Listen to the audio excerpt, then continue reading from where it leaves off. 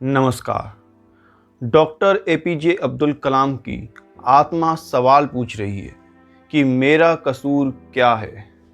ये सवाल मुस्लिम समाज से है। एपीजे अब्दुल कलाम की आत्मा मुस्लिम समाज से सवाल पूछ रही है कि उनका कसूर क्या है।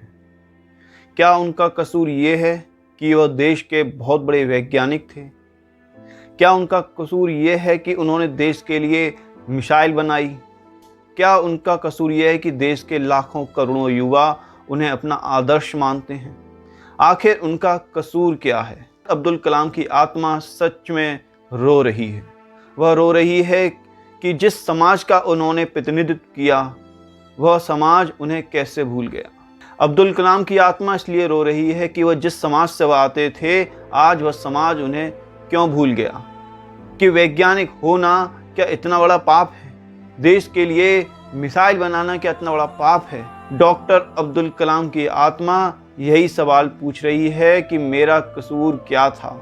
क्या मुझे भी मुख्तार अंसारी की तरह हथियार उठाने चाहिए थे, हाथ में बंदूक होनी चाहिए थी, लोगों की हत्याएं करनी चाहिए थी, मुझे भी बम फोड़ने चाहिए थे ताकि मेरे जनाजे में भी बहुत सारे लोग इकट्ठे हो सकें, मेरे जनाजे में भी लोग नमाज पढ़ सकें। उनकी आत्मा आज बहुत दुखी है। ये मुस्लिम समाज का असली चेहरा है।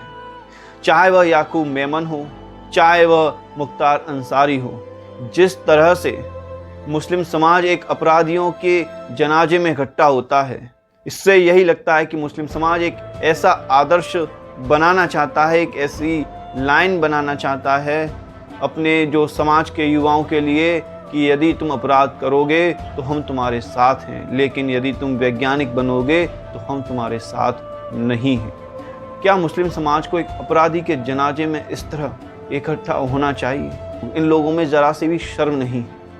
ये लोग इस तरह इकट्ठे हो जाते हैं क्योंकि उन्हें मालूम है उनसे कोई सवाल पूछने वाला नहीं। उनके जो नेता हैं, जो उनके वोट बैंक के लिए, वो इस पर पर्दा डाल देंगे, चुप बैठे रहेंगे। यदि वह इस पर सवाल उठाएंगे तो वह उन्हें वोट नहीं देंगे। तो उनके वोट के खातिर नेता भी इस पर चुप। और उनका समाज तो एक है ही, उन्हें पता है कि उनकी एकता में ही शक्ति है। वह अपने समाज के हर अपराधी को माफ़ कर देता है। उसको लगता है कि चाहे वह अपराधी हो, बलात्कारी हो, आतंकवादी हो, लेकिन यदि वह मुसलमान हैं तो वह हमारे समाज का है। बस उनके लिए यही बहुत है। उनके लिए सिर्फ अपराधी का मतलब ये है कि वो मुसलमान नहीं होना चाहिए। यदि वह मुसलमान है तो अपराधी भी चलेगा। जिस कलाम ने देश के लिए इतना कुछ किया, उनके जनाजे में 50 लोग इकट्ठा नहीं हो पा रहे हैं। और जिस मुख्तार अंसारी ने देश में अपराध के अलावा कुछ नहीं किया समाज के लिए, उसके लिए लाखों लोग नमाज पढ़ रहे। यही मुस्लिम समाज का एक काला चेहरा है। यही उनके अंदर जो कौमी जहर भरा पड़ा है, उनका ये जीता जागता सबूत है। हिंदू समाज को भी देखना होगा कि ऐसे लोगों को किस तरह से जवाब दिया जाए। हिंदू समाज को अपनी वोट की ताकत को पहचानना होगा। आपको राजनीतिक लाभ से ऊपर उठकर हिंदुओं को अपने देश के लिए, अपने समाज के लिए इकट्ठा होना पड़ेगा, एक साथ आना पड़ेगा। यदि हिंदू समाज इसी तरह चुप रहा तो ये देश भी पर्सिया की तरह ईरान बन जाएगा। यहाँ हिंदुस्तान में हिंदू नहीं, मुस्लिमिस्तान बन जाएगा। उत्तर प्रदेश की जनता ने बहुत दौर भी देखा है जब दिवाली पर अंधेरा होता था, ईद पर सुबह से लाइट रहती थी, क्योंकि उनके पास अपने वोट की ताकत है। हिंदू जात में पात में बटा हुआ है। हिंदुओं को एक होना पड़ेगा।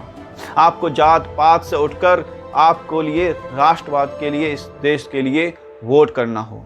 इन लोगों का समर्थन करने वालों के खिलाफ आपको मतदान करना होगा।